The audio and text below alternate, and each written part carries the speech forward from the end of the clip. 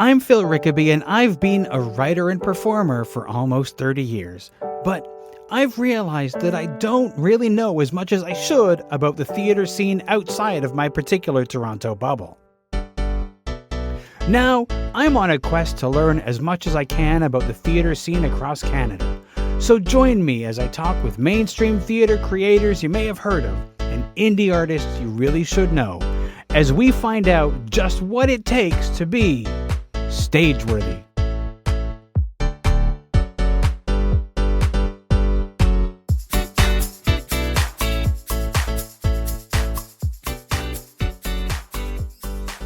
If you value the work that I do on Stageworthy, please consider leaving a donation either as a one-time thing or on a recurring monthly basis. Stageworthy is created entirely by me, and I give it to you free of charge with no advertising or other sponsored messages.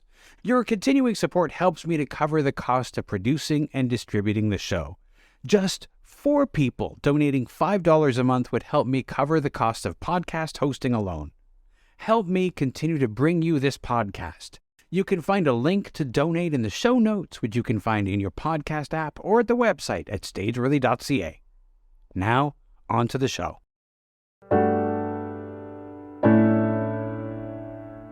Patrick Blenkarn and Milton Lim are the creators of Asses.masses.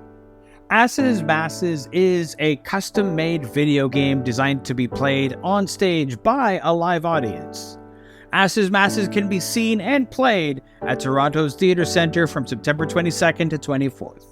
In this conversation, we talk about video games as art and theater, how this theatrical video game came about, and much more. Here's our conversation.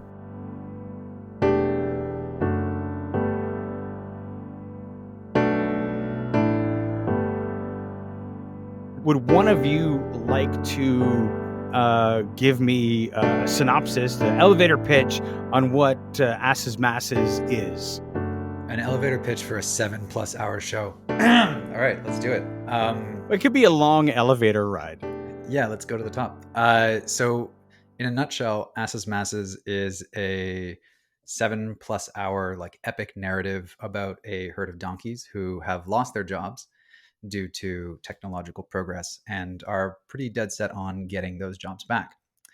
It's also a custom video game that we have built and designed amongst the two of us, as well as an international team. And, we like to also think of it as a collaborative journey that an audience, a live audience in a theater, goes on. So there are no actors on the stage. And is that right? The audience sort of becomes the performers?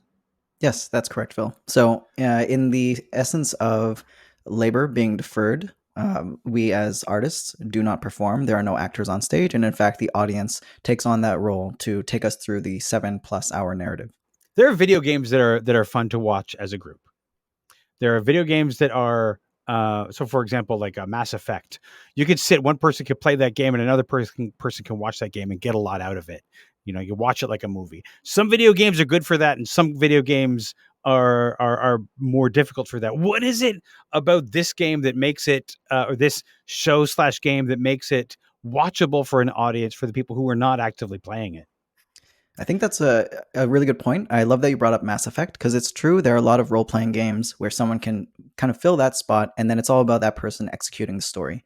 For Asses.masses, just imagine that it's a game in which you actually need to have people who are watching you. So we as game designers have gone in, and it's meant for people to be sitting behind you, giving commentary, giving tips, providing extra sets of eyes and extra memory for when one player fails. This is a game that you can't actually do alone very well. And I guess I feel like we should be a bit more clear. So if everyone who's listening to this is imagining, you come into a theater and there is a plinth at the downstage front of the theater. And on that plinth, there is a video game controller. And the audience is tasked with the responsibility of negotiating who has the controller at any given time. And the point of that is that there is a negotiation of power that's taking place in the story about what the donkeys are going to do next, what the next options are going to be, as well as this sort of power negotiation that's happening in the theater. So when we talk about I guess you could say, when we talk about what are we watching when we're watching Asses Masses, yes, we are watching a game get played, but we're also watching each other. We're watching our community, or like a sort of a social public that has gathered, try to figure out how to give space, take space from each other. This question of, is it my turn now, is often one that we sort of like foreground as, how and where in our sort of social fabric do we feel like we have permission to put our hands up and say, hey, can I play? Or can it be my turn now? I don't think that what's happening right now is maybe the best way to do it. Or I think I have a dissenting opinion about, the way we're going to sort of like execute this protest. Can I have a go? And so there's a lot of, I guess, when we talk about sort of modes of spectatorship and what it means to be at a theater, especially, when we're in a theater, and I think in a lot of cases we understand one of the great affordances of theater is that you are able to watch things of your own choice, like unlike certain cinematic practices that really sort of force you to say, look here, look here, look here. Asses Masses, similarly, like, yes, there is a very cinematic almost video game that plays out at times. Like, we'll talk more about sort of the styles of games that we use, but there's also this room, and there's food in that room, and you've been there for 7.5 hours or maybe more depending on how you're playing it. So there is this invitation to sort of take up space and sort of make it your own and create a home for that community in the context of that theater. And maybe just to, in case anyone's listening and they say, this sounds a little bit like couch co-op games or like couch cooperative games where we're all just sitting on a couch and like we're either playing together or we're taking turns. It's very much extending from those sorts of practices in also Let's Play videos, where like you are actively participating in spectating what's happening. But it's all that plus the added kind of participatory theater element. Yeah, I think that's a great way to say it. It's like, if you're listening to this and you're like, oh, that sounds like couch co-op, we would be like, exactly. That's the whole it's couch co-op, except there's 100 people on your couch. And some of them are your friends and some are the people who just like have come over. And if anyone was, a youth of some age in the late 90s or 2000s, I think a lot of us actually had those sort of experiences. You're at a bunch of people come over to your house and like you're trying to like share, I don't know, NBA Street, or you're trying to share, all of a sudden someone's like, hey, I want to play this like RPG game, which is totally just a one player game, or even if it's just Mario 64, that there's this kind of collaboration that's really alive and active, but also gives you the permission to like go and get more food and come back, which we'll get to that, as well as like what hospitality means and what does it mean to sort of take seriously the context in which we normally experience video games and sort of bring them into the theater and all the things that we have to import with them. It's funny you mentioned that couch co-op, the way that would become really active.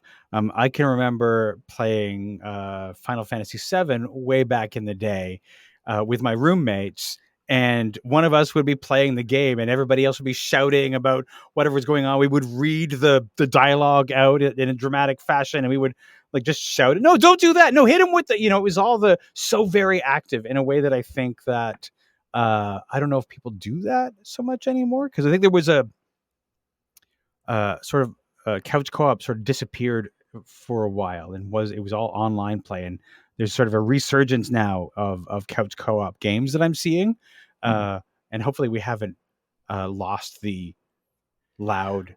And I think Asses Masses hopefully is a testament to that. No, we haven't lost it, and people do know how to do it. They've been doing it in Buenos Aires. They've been doing it in Kingston, in Halifax, Dartmouth. And, we're talking because we're sort of at the lead up to some shows that we're doing in Toronto at the Theater Center. We also have shows in Mexico City, like in 2 weeks. So we're pretty confident that in those places too, people have not forgotten how to yell at each other. So in a very supportive way, in a guiding way, in a very sort of firm backseat driving kind of way, and all the ways, I guess, like, in between. I'm curious about the mediation between who's playing and like who decides who's playing, all that sort of stuff. Is there an in-room mediator, or is it entirely the audience making the decision? There's nobody is there somebody who's like helping to make those decisions, or is it entirely like if somebody is standing there for like 2 hours, the audience has to decide to get them off? There is no person that's doing any mediation. It's really just the audience who are deciding, I'm going to play this part. I'm very good at this. It could also be one person standing at the front for a large portion of the game and just playing it. We haven't yet seen someone play it in full all the way through. Um, and I think the audience would probably say something.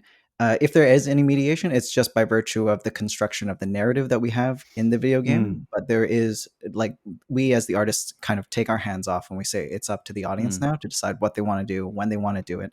And that includes also intermissions.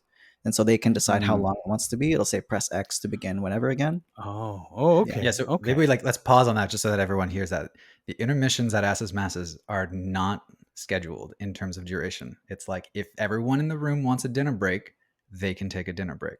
Huh. If they want to skip the intermission because they're really excited about what's going to happen next, they can skip the intermission. That's up to them. It's up to whoever has the controller, but also the sort of the social contract that they've created for themselves around the game. Hmm. Hmm. So I am Bold. curious where what the genesis of this show was, this video game slash show. How did you decide that it was going to be something that an audience would participate in? How did this all come about? Yeah, that's a good question. So, sorry. The origins of it, it's kind of got like a number of beginnings, as every, I guess, sort of good epic should. But in the mix of it is Milton and I were building.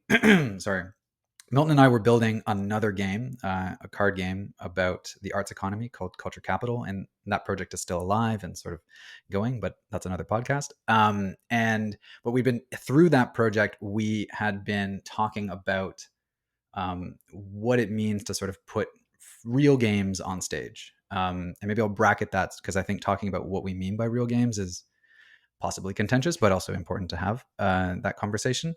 At the same time, I was finishing my MFA and I was doing sort of various aesthetic experiments on representations of knowledge through books. And a donkey was a great antithesis to this image. I don't know where, I think I saw it in a book. I've been well aware of donkeys for a very long time. And, in learning and sort of digging into like this figure, it became clear that, the donkey has sort of suffered from a lot of misrepresentation in its history as an animal. It's not actually stupid. It's not actually stubborn. Actually, they're very sort of wise and sort of caring and philosophical animals that try to understand situations. And so what we perceive to be sort of stubborn stupidity in freezing is actually thoughtfulness.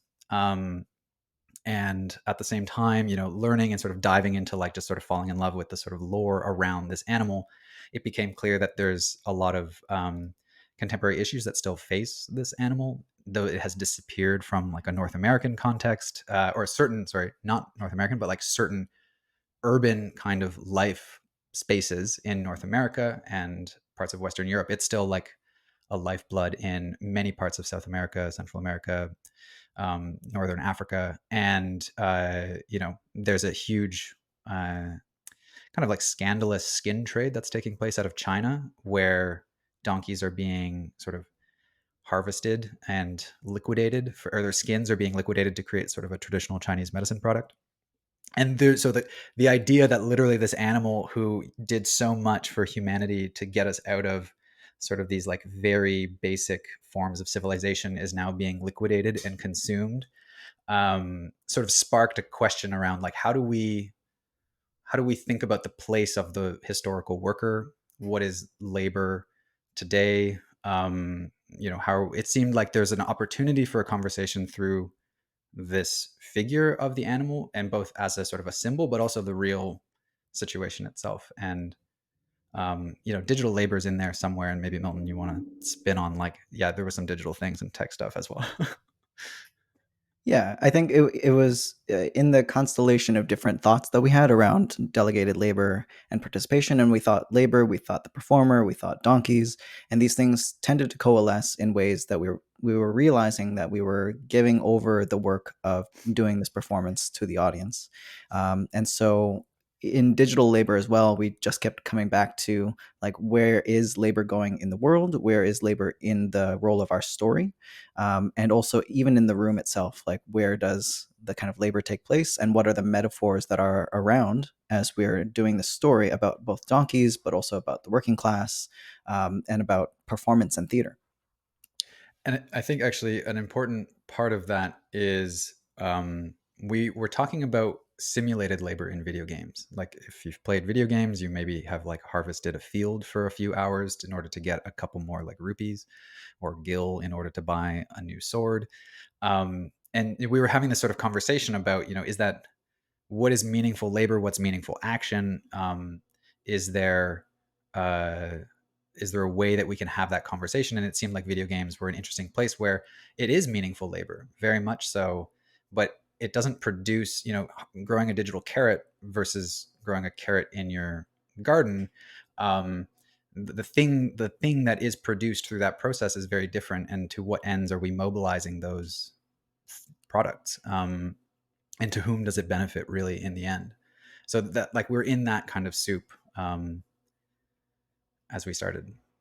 And Yeah. this might create another opening, but just to say, like, the duration of labor as well, especially when we come back to typical duration that's expected out of theatrical practices, that when we thought about the fact that, some people play video games for 60 plus hours, and then like they binge play something for like all night until the sun comes up, those encompass different narratives, different relationships to labor and to play that we wanted to invoke by making it a video game and a performance.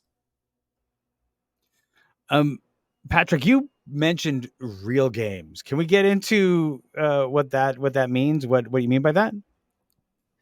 Yeah. So, I mean, okay, we're going to volley this sort of back and forward because it is a Let's do it. subject that is, let's start at sort of a beginning. So, both Milton and I come out of devised theater kind of practices.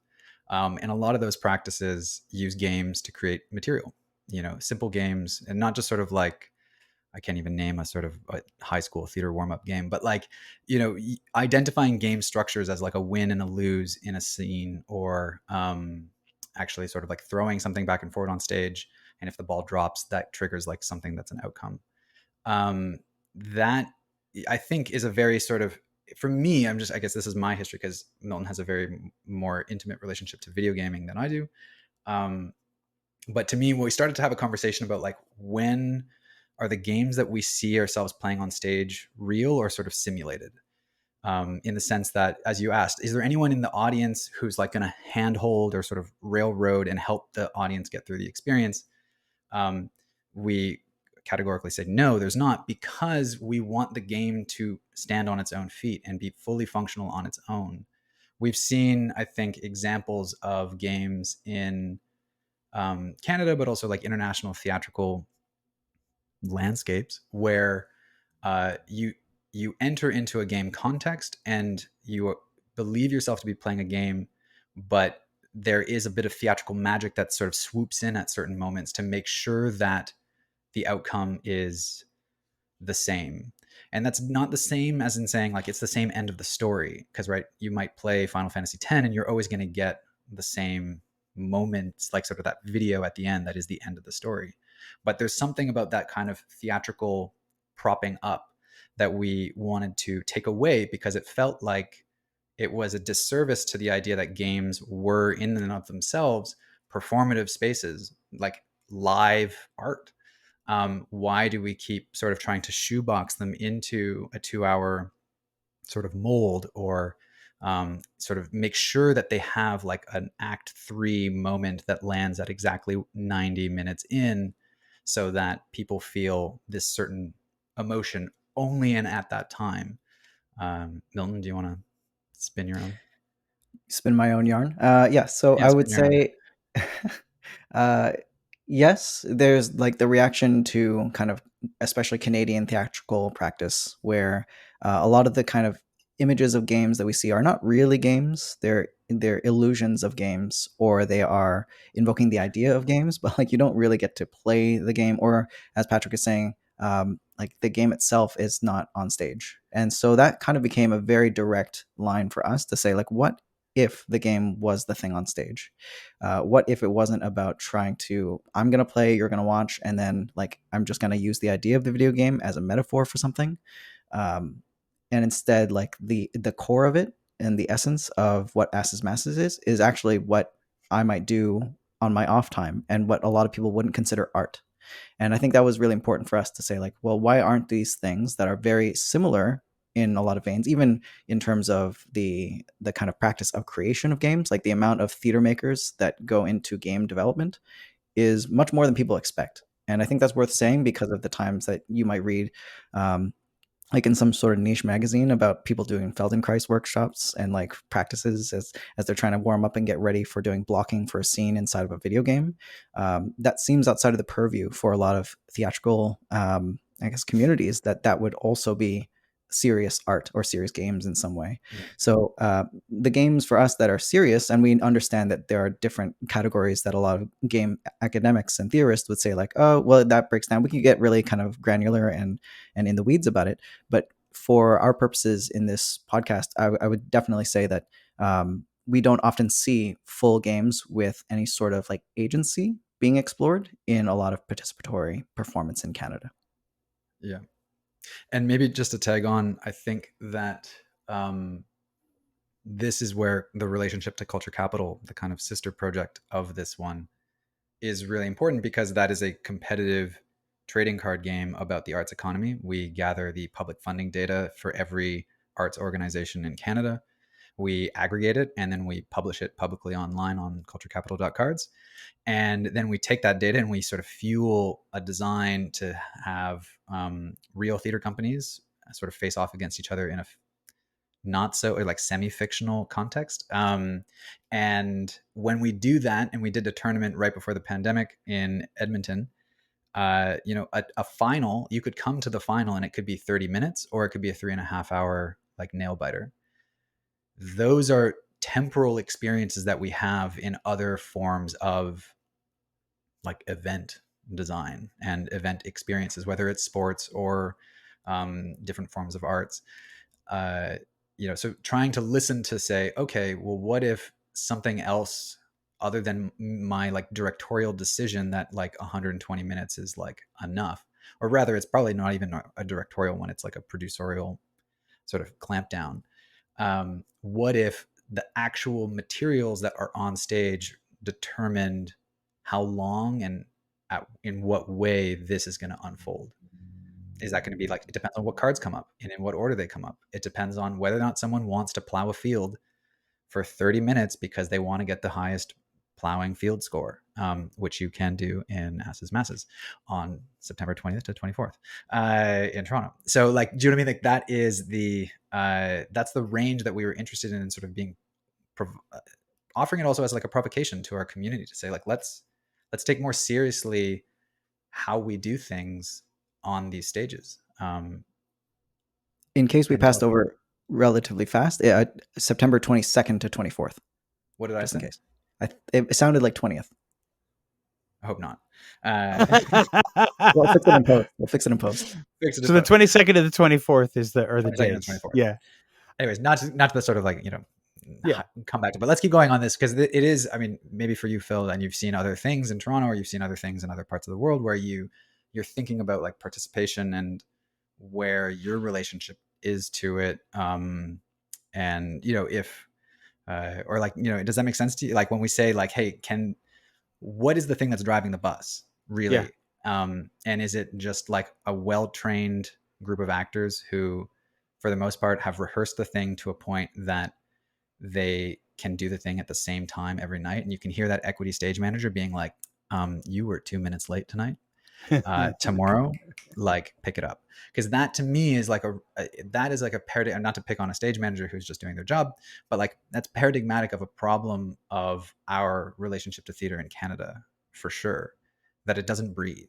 Like if it can't be 2 minutes shorter or 2 minutes or 10 minutes longer the next night because the actors like really started to like live a certain moment, what are we doing? It's not going to feel alive. And video games feel alive because often there's other people in the world with you, or at least the NPC system is at a point where it's actually going to like talk to you back. in more ways than the actors are going to. Yeah, yeah. Um, I want to talk a little bit about you were mentioning about video games as art.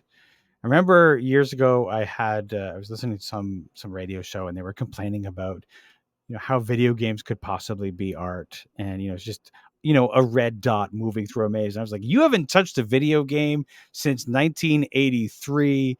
And at the same time, I think I was playing through the Mass Effect series, and I think what made me so angry at that statement was the fact that in that series, by the time I got to the last game, I was having emotional experiences in the game, and I was sort of like, how, if this is happening, how is that not art? How is it not art? And then if you could take an audience that is reacting together, and that's the essential piece of a theatrical experience, is an audience that's reacting together, breathing together. If they're experiencing it together and reacting to it and having real emotional experiences together, then that is art. That's theater. Amen. Yeah. Yeah. Totally. Yeah. Absolutely. I mean, well, I get it. We should talk about a bit of story, because Asses Masses is a long story, and we're not going to we don't want to do spoilers and stuff like that, because we have done our darndest to create a story that has quite a few surprises along the way. It's structured in episodes, so it's a very familiar kind of binge watchable structure, which we purposefully used rather than sort of chapters or other ways of sort of demarcating the separation between these moments. And Laurel Green, who is our wonderful dramaturg and co-writer on the project, she joined 2 years into it, right before we went to right before we sent the game to Argentina for the first time to be played during the pandemic at their international festival. And we've worked together between the three of us over the last, it's been years now, to sort of shape something that gets to that gets us through a lot of these difficult moments for characters.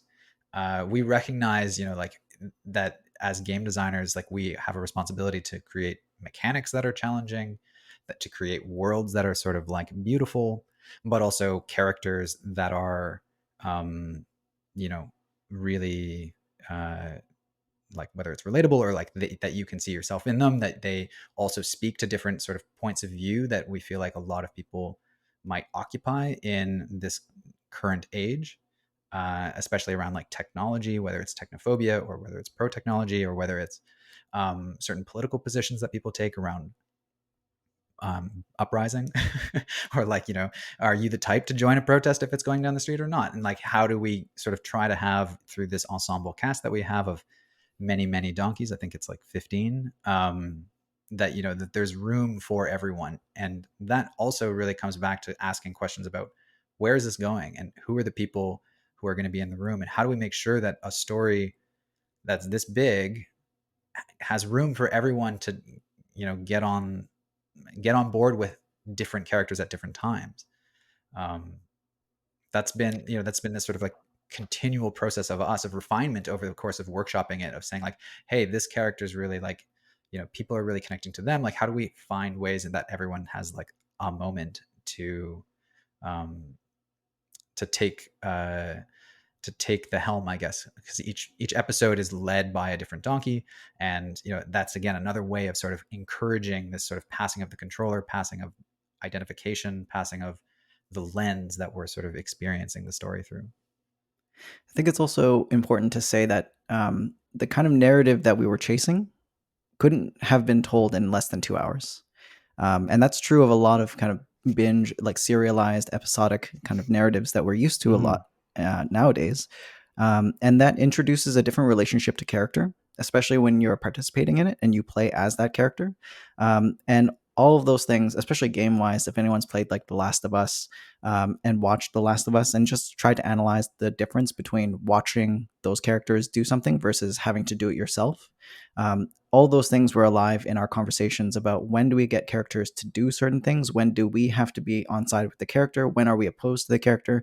So in addition to creating what feels like this epic narrative that has an ensemble cast of really memorable characters, we were also tasked with trying to find out what is the player's relationship and the audience's relationship to any of these characters at a given time. And so what we hope has happened is that it's created a really rich tapestry that you can both see yourself, a reflection of yourself, but also ask questions in real time, which often we don't get to do inside of theatrical practice because we're in the dark and we're quiet, sitting beside a stranger. Yeah. But in this case, we're actually asked to like, well, how do we feel about something? Let's have a forum about this.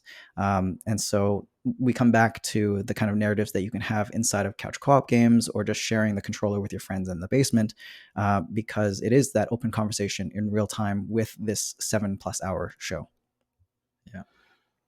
It's interesting the way that games change, because you can come at them at a different way each time. Different person who's holding the controller will go in different ways. Some people will go straight for the main story and they'll finish the game really quickly. And some people will do side quests. I have a bad tendency to follow the main story, because as soon as they say this is urgent, I'm like, okay, it's urgent, rather than, even though I know if it was actually urgent, they would have a timer on the screen. So I like fall into that trap a lot. And then on my second playthrough, I do like side quests. But everybody plays games in a different way. Totally. Mm-hmm. And actually, you've brought up a really good point, because this is a game that most people play once. There's no harm in you coming every night. It's at 6 p.m., 4 p.m., and 2 p.m. In Toronto from the 22nd to the 24th. But there is no harm in coming again, and there is variation, for sure. Like, we're not going to tell anyone that it's exactly the same every night. And but one of the things is, just as an anecdote, we had one time. There's an area in the game. There's a lot of things that you can do. An hour probably of content, of explorable material. And I think the very first time we put it in front of an audience, they just ran right through it, and just like ignored all of it. And that's cool. It's like, sure, they didn't see the thing that happened at the end of that scene. They didn't see what was over to the west or the east. That's fine. And people who have played the game now, who were in that show, like, they had come back another time to see it, and they were like, hold on, wait, like, can we go over there? And so we don't know what it's like, if people come to see asses.masses multiple times, that changes the community fabric, but also, it'll be up to them about their generosity of how they help people experience it for the first time. Yeah. The first time I played through the Mass Effect series, I missed a bunch of things. Also, Right. the game changes depending on so many different factors that if you want to experience the whole game, you have to play it at least 3 times, probably 6. But there are things that I missed. I didn't ask the right questions. I didn't do this. I didn't do that. And there are whole storylines that you miss out on if you don't do exactly the right thing. So now it's funny, because years later, you can actually go online and find out exactly how to hit all of the story points that you missed the first time, because there are tutorials of people who've done it before. But it's amazing to think about all the things that I missed the first time, and that somewhere there's a developer and a writer who were like, but you missed all of this stuff. And unlike again, somebody can go back and can attend again, but they might not be in control of the controller at that point. And so very interesting to see this come together in that way. That was something that we had to really negotiate, especially when we were writing it, where we became so endeared to this narrative. We're like, oh yeah, the character will say this, and like, this is some of the best writing that I've done today. And then to know, like, oh, you know what, they might just not have this pass of it at all, because there are different ways that you can play asses.masses. There are choices that you might know are choices, other ones that happen in the background you have no idea as you're playing it. And we felt like that's important for creating and worlding a space that feels very alive. And as you're playing through it, just like in real life, we don't know all the time when we make a decision that's going to impact the rest of the day or the rest of our lives. Sometimes it just happens in the background. And so, Well, and I think, yeah, I was just going to say that one of the hardest things is to not, like, how do the games that we love that have that variation in them don't make you feel like you're missing things? mm-hmm. That, I think, is one of the most successful, when we think about all those like wonderful Final Fantasy games. Like, how is it that there's like so many other things and side quests and mini things and Easter eggs, but how is it that they structure space, structure aesthetics, characters, that when you're playing it, you're not just regretting already having missed things. And that's something, we really hope that people don't regret the decisions they make, because they're made as a group. You're in the moment, and the best that we can do is hope that we've created something that allows people to stay in that moment. And it's not just the moment again on screen, but it's also the moment in the audience. So even if they took a wrong turn in someone's eyes, that there's something there. And that's really our responsibility, that if you go a different direction, there's no bad direction, it's just different. And it should ideally reflect the sort of, whether it's jubilation or intensity or focus that's in the room. So that's our hope. Yeah. I am curious about whether you have faced pushback on the concept of this video game as theater. Is that something that's come up, and how do you respond to that? Yes, the answer is yes. How it's come up, it depends on at which intersection of the game. I think we didn't get funding for the project for what was the first year and a half, 2 years. Yeah, it's kind of gone in. Yeah, so that was one side, which is our peers on the arts jury didn't feel like it was either theater enough. I think at a certain point we switched over to inter arts with Canada Council. No, we've been theater all the way through. I stand corrected. So we've been theater all the way through, and yes, and there have been other places where people just don't quite buy into the idea. Usually they haven't played the game and they are opposed to that doesn't feel like it's something that can work, or I can't imagine something like that. I don't know, Patrick, what else comes to mind for people who have kind of had no feelings? Not no feelings, but no Yeah, I mean, feelings. I think when we say it's hey, this is what it is, and it's oh, that's asking a lot. Hmm. And I think that is a great expression of where we are psychologically as a people right now, that and also the values that we've now attributed to these art forms, because it's not a lot to go home and watch all of White Lotus in one sitting. How many people did? That music carries you all the way through. And but for some reason, to come into a public space, oh, that's a lot. To be in a public space for all that time, that's a lot. Even though you could probably watch White Lotus with your friends all that time and it would be fine. But so I think that we're any pushback, and it's not really pushback, but I think any hesitation that people have had is really a great opportunity for us to say hey, let's talk about why we feel like this is too much. Because we've got people writing hundreds of pages of novels. We've got movies that increasingly get longer and longer, and we'd all how many of us, Phil, have you been to a Lord of the Rings movie marathon before?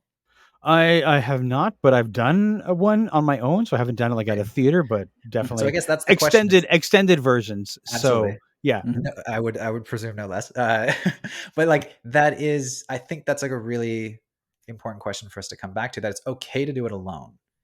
But the issues that we face and the issues that we're talking about, and I would say a lot of the issues that are even represented in this serialized media, they're not issues that are ever going to be surmounted alone. So why do we keep consuming media in those places when the number of times we see a movie that ends with the sort of a culmination of a group overcoming an obstacle, but we watch it alone now on a computer? There's a question there. I'm not saying it's a bad thing to watch it on your computer, because that's maybe the situation that you've got, but let's ask ourselves where we consume the media and whether or not those are places that create launching pads for actually walking out and saying, hey, let's make sure that doesn't happen, or let's stop that from happening, because it is real here. And for anyone who's played something like Death Stranding, where it's about the question of how to be alone and together alone, and what is networked play, is asking similar questions, but in a different direction, if that makes sense.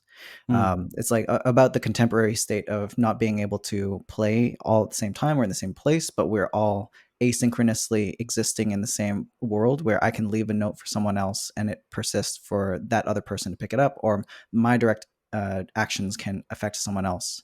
And so our question, because of our attunement, but also our interest in what public gathering looks like, has taken place inside of a theater.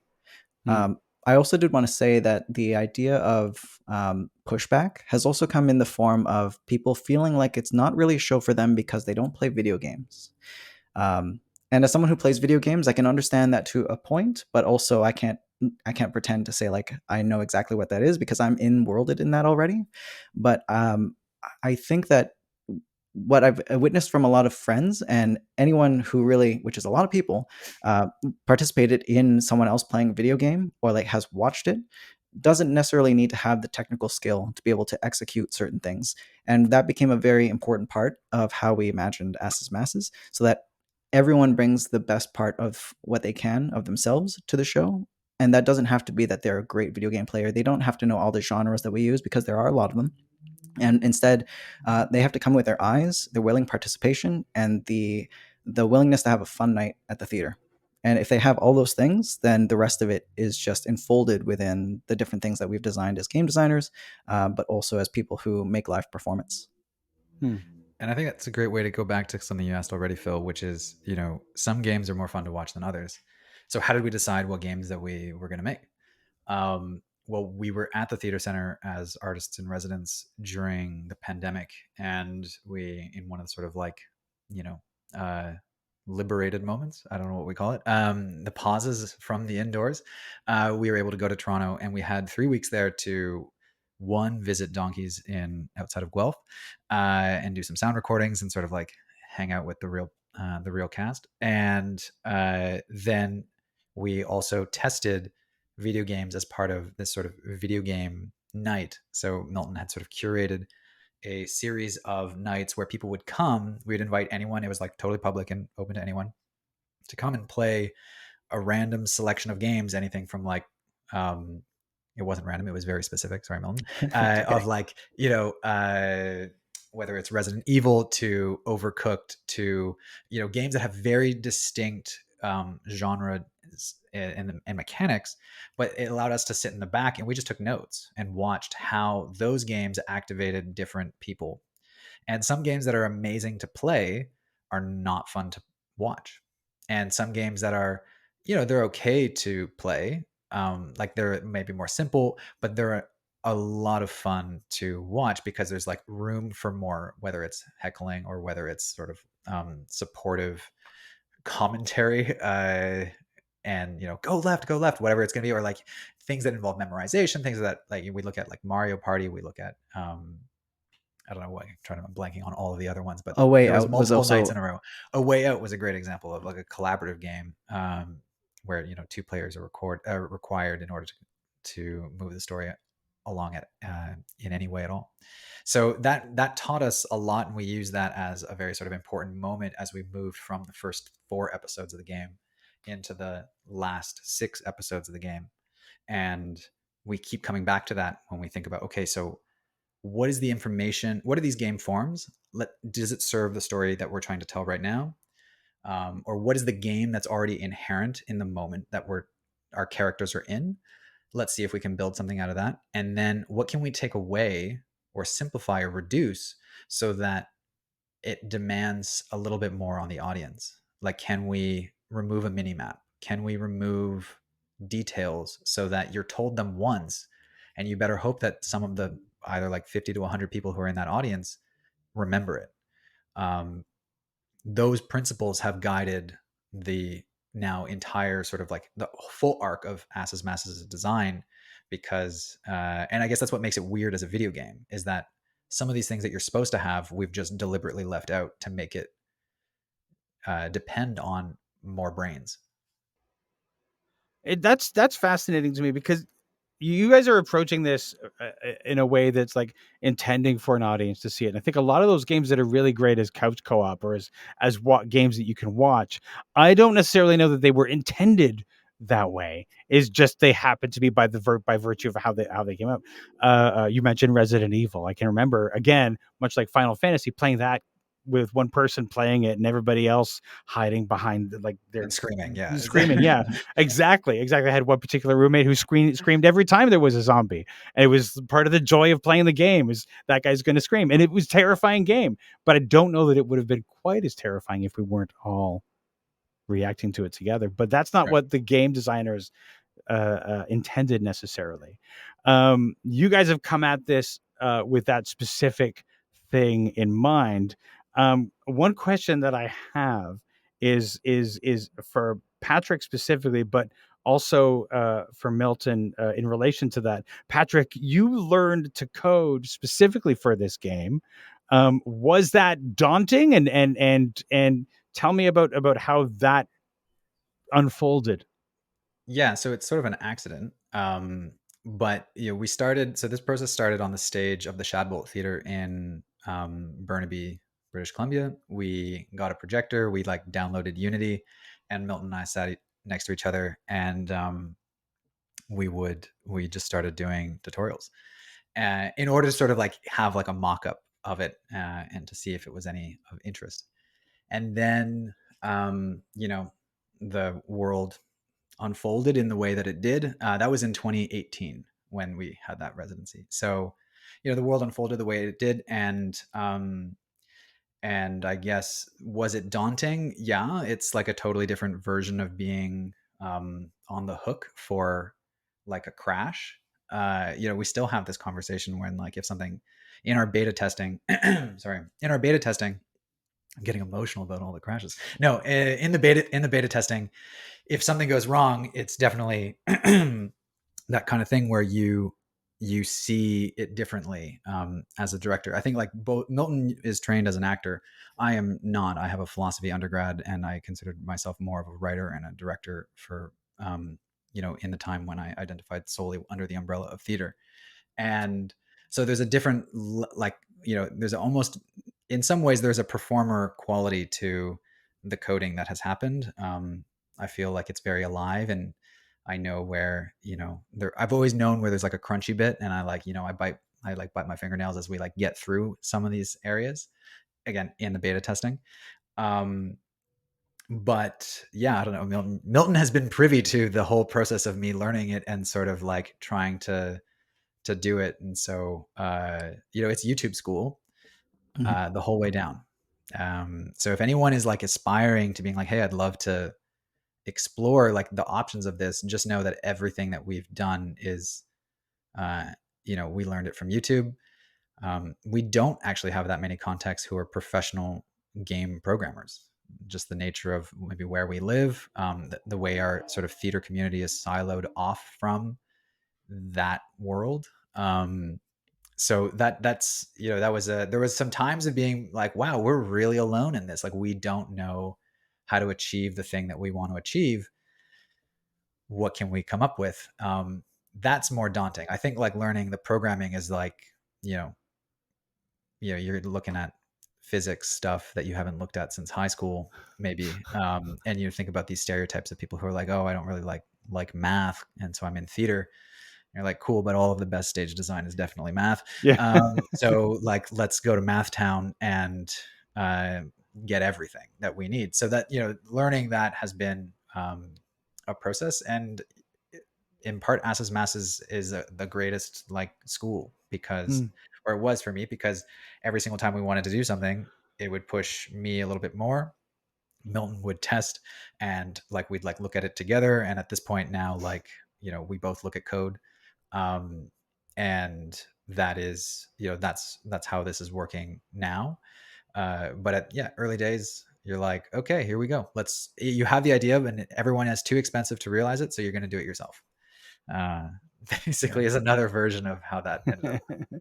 Milton, what was your programming experience like at the time that you guys started working on this? Were you learning along with Patrick, or did you already have the knowledge?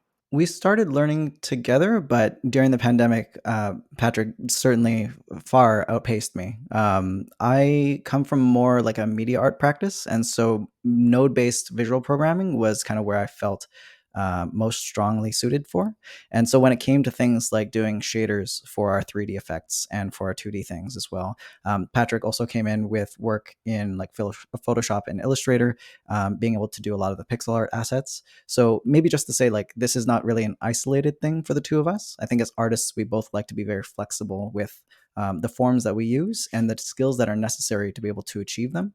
And so basically every step of the way, especially for the first 2 years, if something needed to get done, one of us would just hop on a tutorial and like figure out how to do it, from like sound to like cutscenes, especially on the programming and coding on Patrick's side. And then we just kind of had to figure out on the fly. And it wasn't until we were fortunate to have 2 additional members join our core team and then 4 additional members join our extended team at the last little bit, as we were successful in getting the National Creation Fund through the National Arts Center of Canada, that we all of a sudden had a full team behind us that really reoriented our time from being able to, like, now I have to do tutorials and do it all myself, to now having to negotiate time zones and making sure that we could be present to explain all the things that we learned how to do on the fly to people who arguably know how to do it better. And so that was a big challenge in different ways, and the project really evolved from moment to moment, from time to time, and really tested our skills. But maybe to answer your question more directly, I still don't program on my own, and so visual programming is how I would often execute things. So whether or not that's in Unity or Touch Designer or Isadora.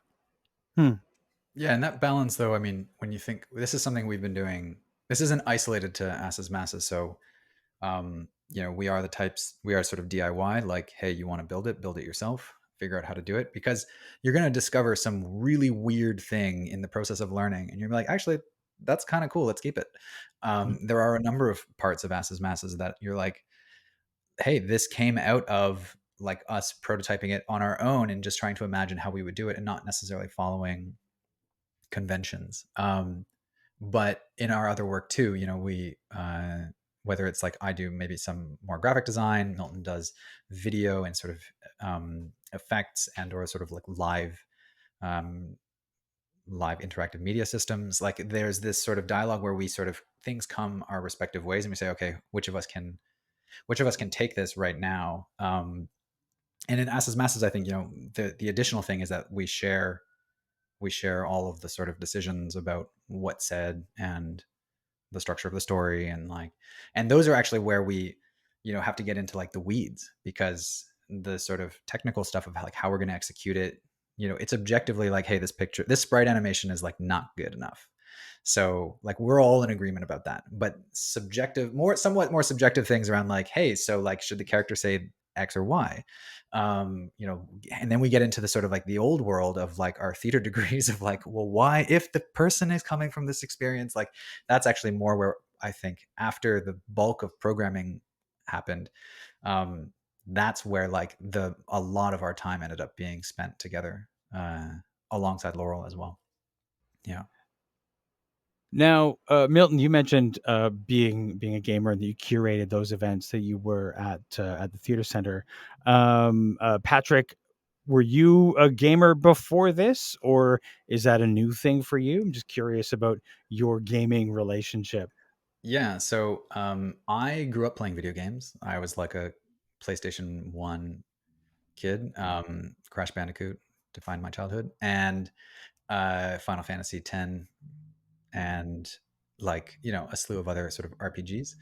And then I stopped playing video games when I was in high school. I became a kind of a jock, athlete type of person, and I walked away from them. And I just like didn't have time. It wasn't. I think a lot of people also wanted to play more cooperative games, and I liked more narrative games. I also feel like there was a moment where the consoles were coming out very fast and they were expensive. Like it just became like there was a moment in my childhood where it was like we'd managed to like put together, we'd had like a PS1, PS2, and an N64. And then I look back and I was like, at a certain point I had a GameCube, and I was like, geez, I've got all of these like consoles, but and so I couldn't like afford to keep doing it. And then I guess like almost 15 years later, I played Journey, and Journey was And for those who come to see Asses Masses, they can see, they can ask themselves, like, what moment of this game may or may not have been inspired by someone's experience playing Journey. But that was the big game, and I think I actually went to Milton not long after and was like, "Hey, I have this idea about some donkeys and this like field. Like let's can we like talk about it?" And uh, that's sort of I think in the process of it, then I started to just borrow Milton's games. Like I borrowed, oh my god, what did I borrow? It was the big one, the 3-part. Near Automata. That was the next one that I was like, so my sort of like, as I was sort of then like taking, like learning from what we were doing, but ironically, they take a lot of time to play. And uh to sort of cycle back to this, it's like, hey, that's asking a lot. Well, it's like learning how to build video games became actually my main focus over the last 4 years, whereas Milton was playing video games and analyzing them, and then we'd sort of like come back together to be like, okay, what can we do in the context? Well, here's what I've learned how to do this week. And it's like, well, this mechanic is happening in this game, this is like really interesting, this is asking a new, this is presenting this type of interaction in a new way, is that of interest to us? And that dialogue still goes on.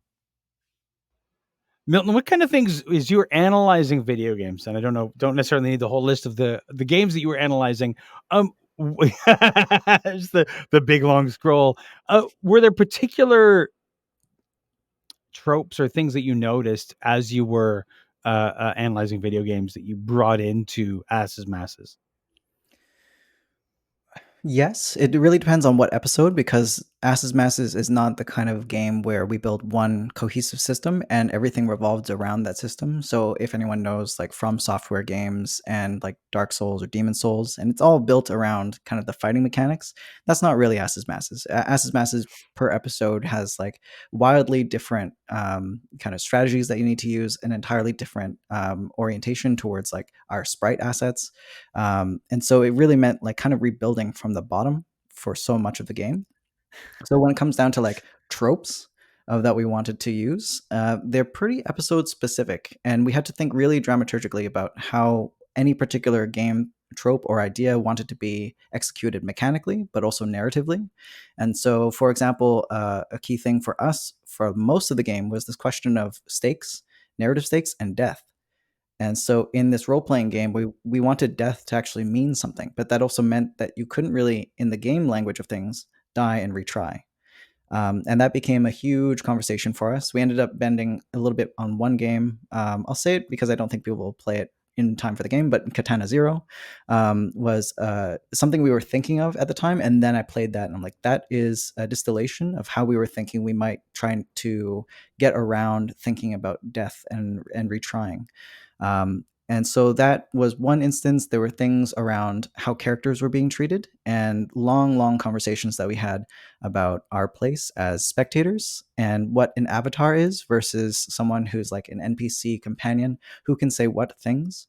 And then how do those things kind of stick in our memory? As we think about like character objectives and goals. And so we really leaned into ensemble based storytelling games, Mutazione, Kentucky Route Zero a little bit, and those kind of games that, while on more of the experimental side, really for us meant that it wasn't about telling the same kind of stories, but instead telling the story about a group and a world. And that was probably most important to us. But otherwise, to get more specific than that, I'd have to go into details and spoilers probably. Yeah.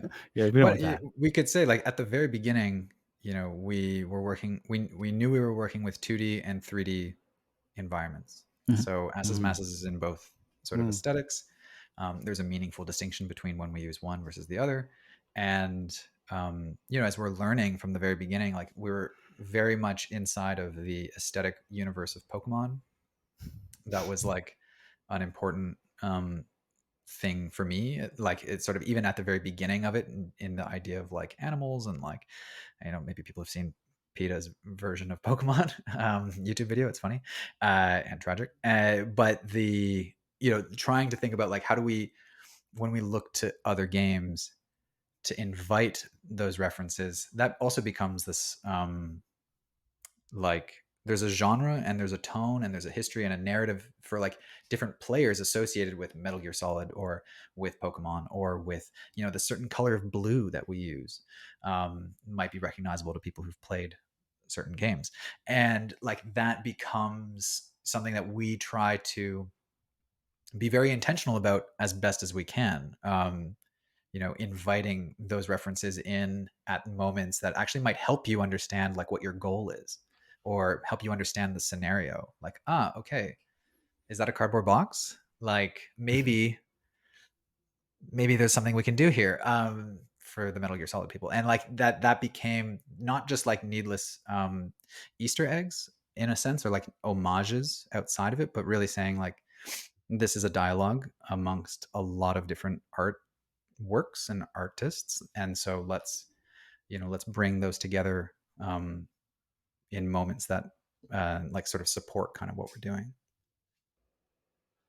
Just as we come to a close, I'd like to finish off by asking you each if you could tell me what was the earliest video game that you played that you feel informs Asses Masses? Patrick, you go first. Why? Because I'm younger, and so it's more recent. That's sure. Let's go with that. um, I think that I think the sort of pillar, like the emotional pillars of for me of video games and Asses Masses still come back to the like a sort of a dialogue between Final Fantasy X and Journey. That those like I remember weeping at the end of Final Fantasy X and thinking about like scale and like, you know, hundreds of hours. And then I also remembered when I guess, you know, I wasn't as involved, but when I had played Journey, thinking about a new negotiation around task, like an objective, like what is my goal. And I think I grew up in a context where a lot of my peers were really interested in gun, like first person shooter games. And I didn't have as much of a community around me who was really enthusiastic about playing Zelda or Final Fantasy. So, which are also full of weapons. Let's be real. But like, there was a conversation of like an aesthetic conversation around flow that obviously that game company literally I Mhm. was doing, and uh, yeah, the pixel art. I think that I'm undecided as to like whether that comes from just like a relationship to Pokemon or whether it's like, yeah, no. Okay, Phil, I think you asked about for the earliest Yes. one that I kind of have an Yeah. stuck with idea us. for you, but yeah. Sure. You have an idea for me? I'm curious. I would just in terms of which ones we come back to as like, hey, what are these pillars? But tell me yours first. No, no, no. I want to know. I think that Chrono Trigger and Chrono Cross had a Yeah. very important place in thinking about like time, scale, Mhm. variability, and I've never played those, so it's always been this thing where it's like, tell me more. And I've now actually watched YouTube videos of other people playing them, but you know that was anyways. Tell us your version, Milton, of Yeah, why it those. was it was going to be Chrono Trigger for an epic narrative that involves a cast of characters. Mm. And I remember sitting and like falling asleep really to the music of those worlds. And I think in the early days of Asses Masses, just really trying to figure out like what is the tone of this space. And I kept coming back to Chrono Trigger as an example of how enfolded I became into not only the narrative, not only the characters, but also the kind of the space that I could be inside. So that was I'm going to cheat a little bit because I think Patrick, you had two examples too. I have But two examples. It's true. yeah, so then the other one also on epic narratives, and these are both kind of well-known games, but Final Fantasy VII kind of came up for me very early on because I was I never played Final Fantasy VII the first time. I never touched the controller. It was a family friend, their son had the controller, and he didn't let me play. And I just remember sitting there in the back being engrossed in a story that I never had the chance to pick up the controller for. And I came back a lot to that essence of like still feeling so involved, but I would like say something in the back and he'd tell me to like, shh, be quiet. But that's not So- what's going to happen at Asses Masses, hopefully, I was but gonna you say. never know. So if you too have been traumatized by being denied access to the means of production, whether in your youth or in your adulthood, let us tell you here and now that Asses Masses is where you are encouraged to stand up and say, hey, It's my turn now. Yeah. So those are the two earliest things I can think of. There are many, many more after that, but that's another conversation. Yeah. Well, thank you both. I really appreciate you taking the time to talk to me this evening, and look forward to checking out Asses Masses. awesome. See you there. Thank you so much. Thank you.